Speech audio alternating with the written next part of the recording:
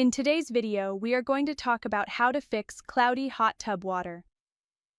Cloudy water is generally caused by one of three things: low sanitizer, poor water chemistry, or water saturation. If you are experiencing cloudy water, check your sanitizer, pH, and alkalinity levels to make sure they meet the required level.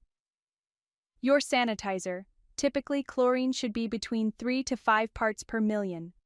Your pH should be 7.2 to 7.6 parts per million, and your alkalinity 80 to 120 parts per million. Now wait an hour or so to see if your water clears. If it has improved, great. If not, try adding a flocculant that binds small particles of bacteria together, ready to be collected by your spa filter.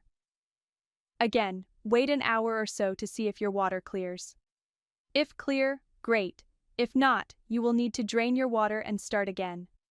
Remember, there is a reason your hot tub water is cloudy, and it's typically avoidable. See our starting up video to ensure you're up to speed with the best practices.